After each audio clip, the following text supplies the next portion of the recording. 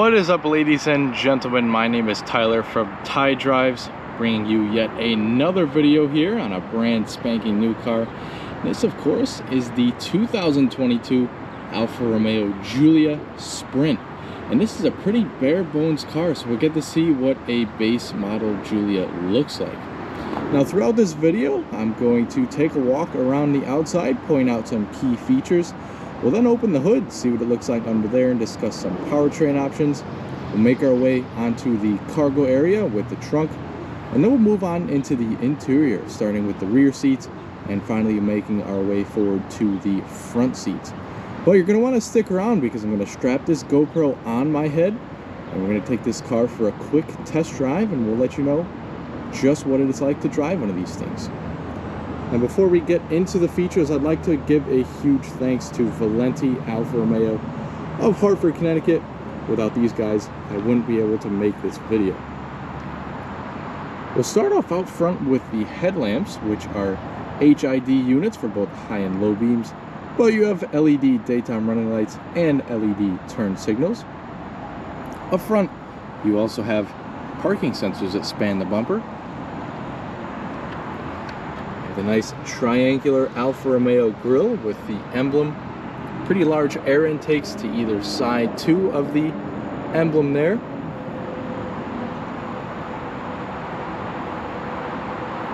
Pretty good sized hood too. It's pretty neat, and you have some lines that come down towards the triangular grille. So these are pretty much the most basic wheels you can get on a Giulia. 17-inch wheels, silver painted, but they're pretty flashy even though they are the most basic wheel you can get. Take a look at those calipers. That is far from basic though. So those are Brembo calipers right there. That's pretty neat. Taking a look up top, we have a slick top, meaning that there is no sunroof option on this car. Down the side, we have black surrounding the windows. Taking a look at the mirrors, we have blind spot warning and LED turn signal indicators. We also have smart key entry on both the front door handles. So press the button to lock, put your hand behind the handle to unlock. Same wheel and tire setup back here, 225 50s. Shark fin antenna up top, and then we also have full LED tail lamps back here. So the tail lights, brake lights, turn signals, everything is fully LED. We have some various badging back here, Q4 all-wheel drive, Giulia and the Alfa Romeo. We also have the trunk release and reversing camera. Nice black exhaust tips for this car too, and rear parking sensors. So yes, this is the base model car, and still it looks pretty darn good. What do you guys think? So all Giulias, with the exception of the Quadrifoglio, will come with this 2-liter turbocharged inline 4. Produces 280 horsepower and 306 pound-feet of torque. So that's a pretty healthy numbers from a 2-liter turbo. Now, all-wheel drive is available but optional on all but the Quadrifoglio trim. The Quadrifoglio just comes with rear-wheel drive. So rear-wheel drive will come as standard for all trim levels, and then optional all-wheel drive. So that's pretty cool. Take a look at how far back the engine is set. That's really good for weight distribution. And there's a pretty good amount of seals around the engine to keep the unwanted engine noise out. And they left a pretty good amount of room in there to fit the 2.9-liter V6 that the Quadrifoglio has, and that we will save for a separate video. One other thing I'd like to point out under here is the hood release. It's right to the center in case you have to pop your hood.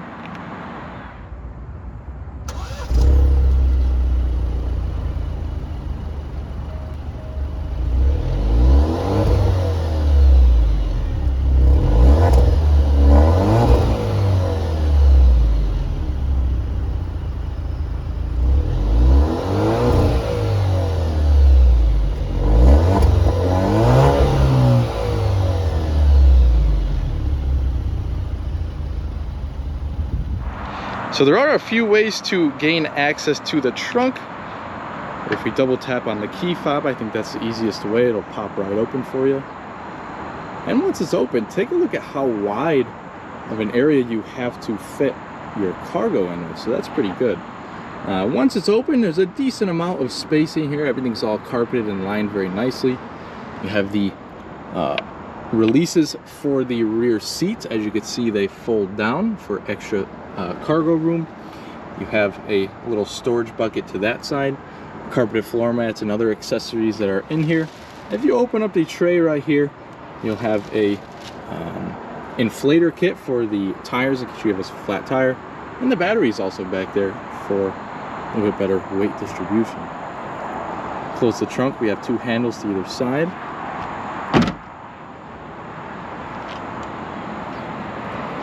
And at this point, we could move on to the rear seats.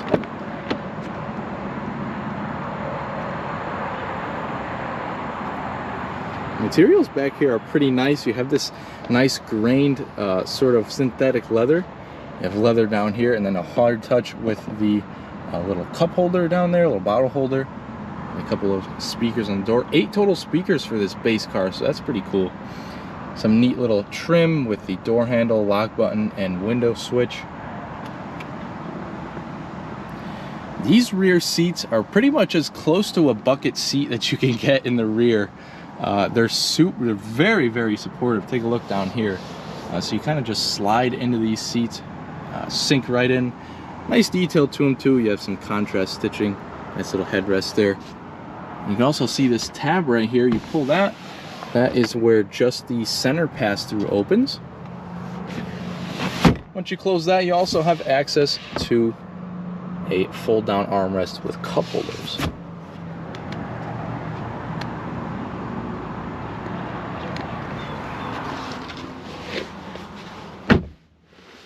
Alright, so I am about 5'10", and I still have a good couple of inches of legroom, so I adjusted this seat in front of me to a normal driving position for myself.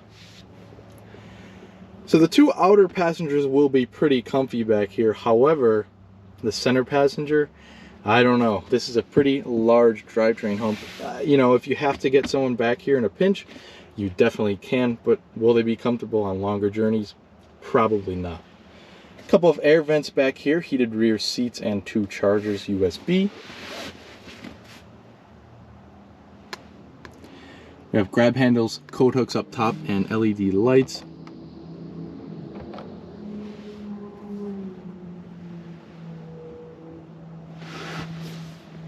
And that pretty much does it for the back seat. Good amount of features back here too. I really like the connectivity and heated seats in the sort of base Giulia. And finally making our way up front. Same materials as the back door. A little bit of a larger storage tray at the bottom and a few more buttons. So we obviously have the window lockout, your windows and power folding mirrors. Lock unlock door handle, and one larger speaker on the bottom of the door panel. To the left of the dash, we have an air vent, pretty neatly styled there. All of your headlights and fog lights controls. You have a gauge dimmer and parking sensors. Auto start stop, you can turn those two off with those buttons. Down below, we have this tiny little button to pop your trunk. The hood releases over there, and we have some pretty nice sporty pedals. One more thing I can't forget is there's a little storage tray in there, actually pretty decently sized and all felt lined.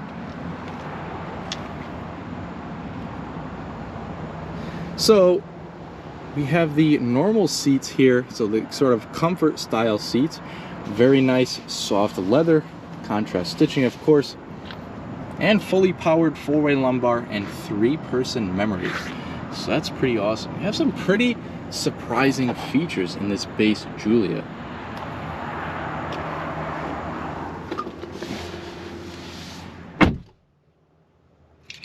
Alright, so here's the key fob you get with this car. A fairly traditional Alfa Romeo key fob. You have the lock, unlock, trunk release, remote start, panic alarm and little Alfa Romeo logo on the front and on the back.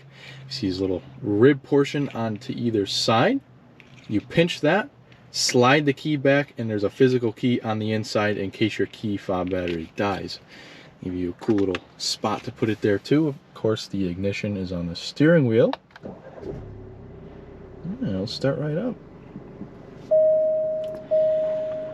Now, I'm definitely really shocked at the amount of features that this sort of base model Giulia has.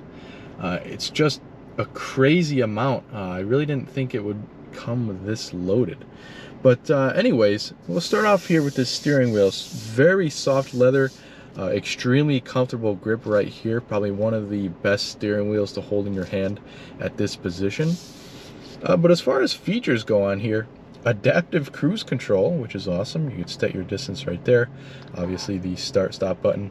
Then we have all of your media controls over here. So Bluetooth telephone, voice commands, audio volume, and your skipping for the track.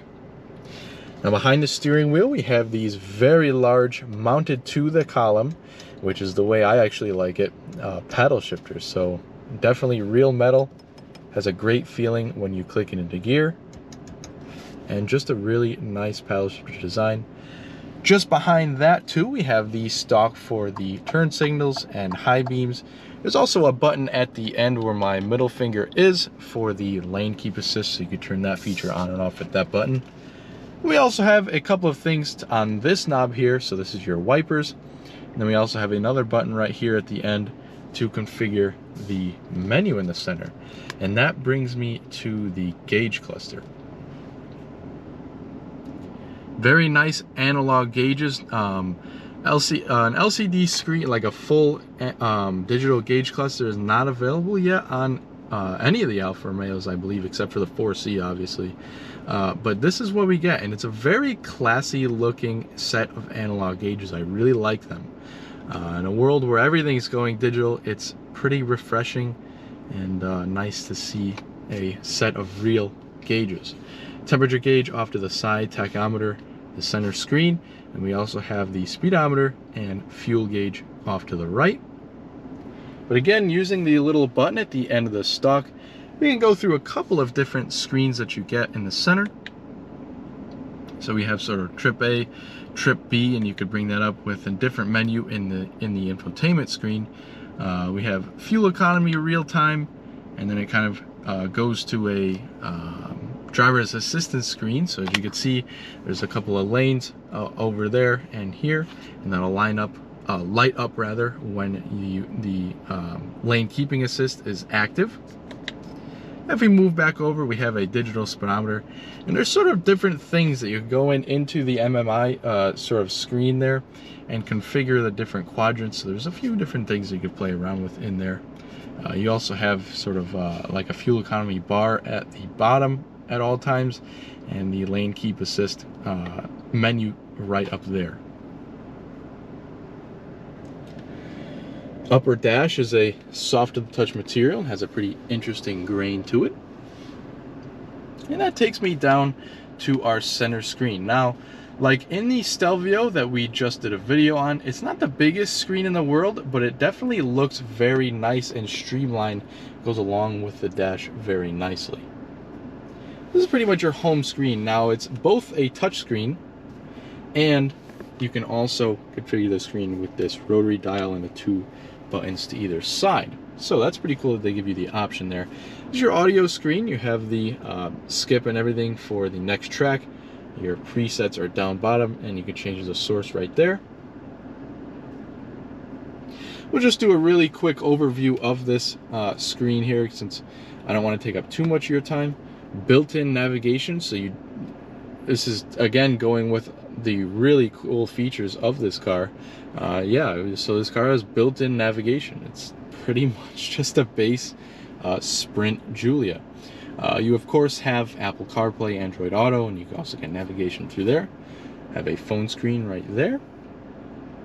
You also have a driver's assistance menu where you can see all of the different assist systems that they come with, and you can also customize or turn on and off those systems as well.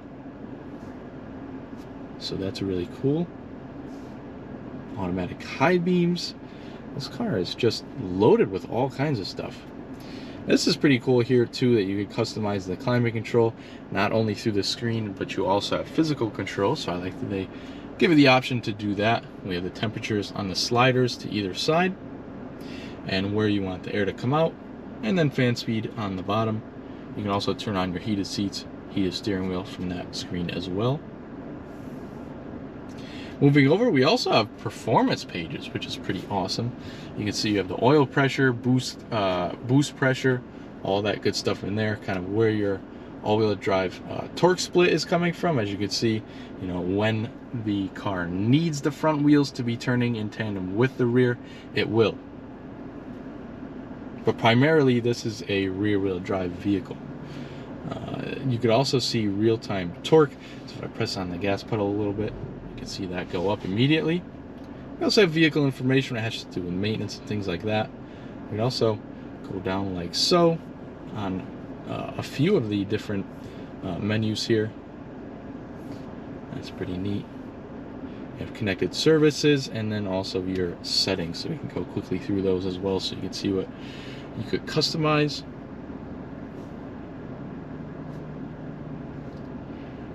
So a really nice infotainment system here. This will actually bring down some sort of presets for you if you swipe from the top. So not a whole lot going on, and not a whole lot of hidden menus in here. So that's really good. It's very simple to use infotainment system on this car.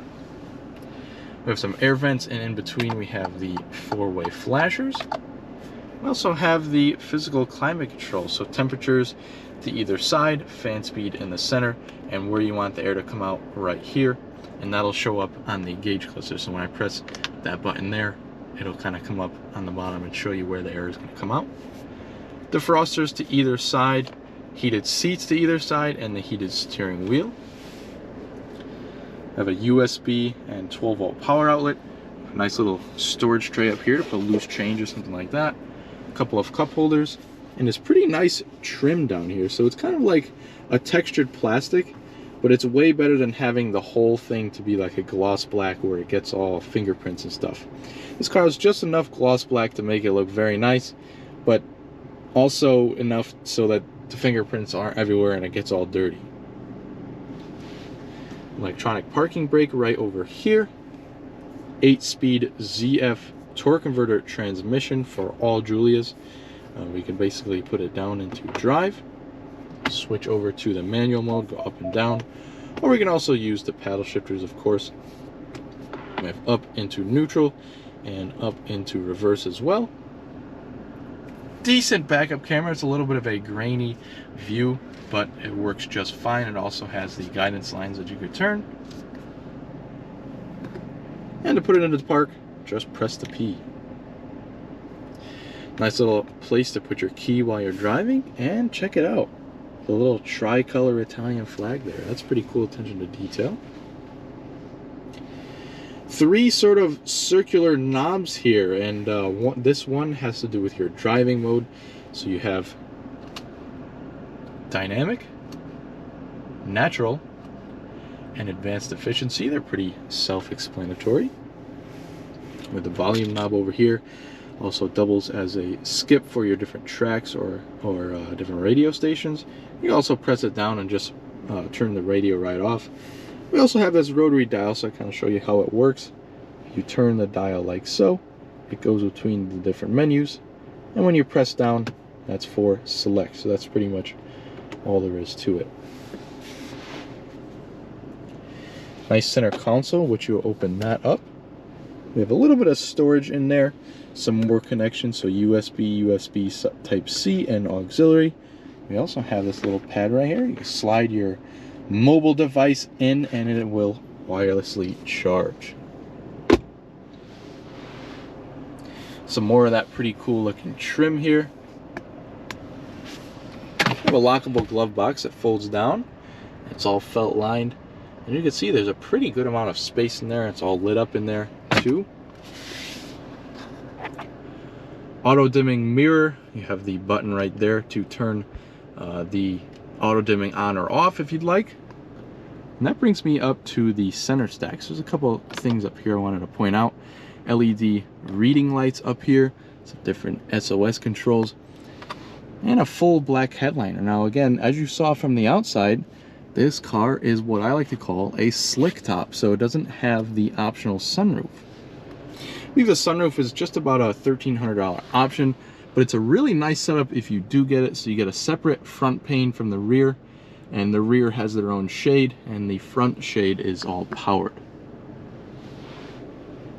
A couple more things I wanted to point out before we get into driving this vehicle. You have garage door home links on the sun visor, and once you fold that down, you have a mirror with illumination, and also grab handles for all of the passengers in this car. So I think you get a pretty good overview on the features and amenities and the design on this car. Let's get this thing out for a drive. All right, so setting off in the 2022 Alfa Romeo Giulia Sprint. First off, we're gonna test out the turning circles. There's a little turnaround right around the corner here. But pretty much throughout this drive, we're gonna do just a quick, right around 5-minute test drive on this car. Pretty good turning circle. It is pretty tight, and as you can see at full lock, it's just about one turn to lock. But again, back to the drive. We're in Hartford right now, so it's kind of a city location, but there is a few back roads around here. We're gonna take one of them, and we'll kind of take you through a couple of stoplights, and then we'll get it out onto the back road. So we'll kind of get a feel on how it drives in the city through the stoplights and on the back roads. You know, just quick.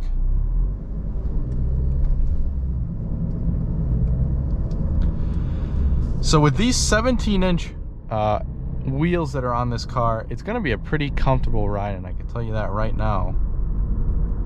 Just going over some of the imperfections in the road. It is a pretty it is definitely on the comfort side of the suspension setup.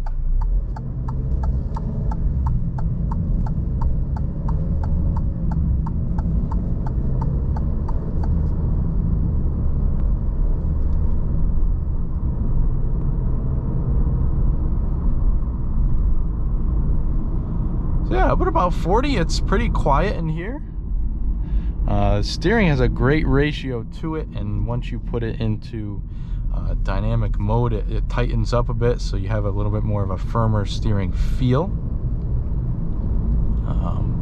The seats are plenty comfortable. Now there's two different seats that you can get with this car. These are kind of like the more basic comfort oriented seats. You can also get a sport bucket seats that has some crazy side support for your back and your bottom, and that's definitely a bit more supportive seat. I wouldn't say more comfortable. I'd say they're both equally as comfortable.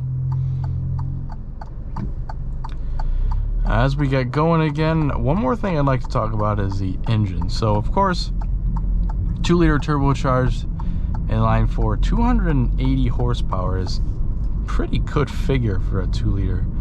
And if that's not enough for you, then you step it up to the Quadrifoglio. That's about 505 horsepower. So that is quite the powerhouse. But if you check my channel, we very recently did a video on the 2022 Stelvio, and that with the 2-liter 4-cylinder was pretty quick. It definitely put a smile on my face. And now this being a smaller, lighter car, we're going to test that acceleration out in just a minute. So we're going to take a left onto this back road here. We'll put it into the dynamic mode.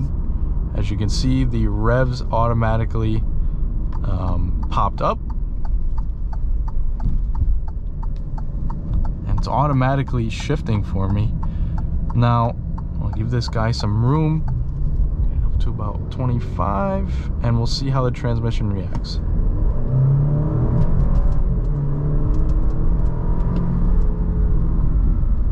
So yeah, that was a quick sprint to 60. Very quick car. Definitely put a smile on my face, and it's obviously even faster than the Stelvio is.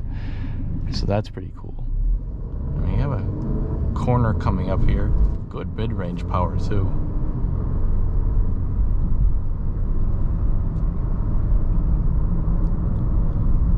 And great handling dynamics too.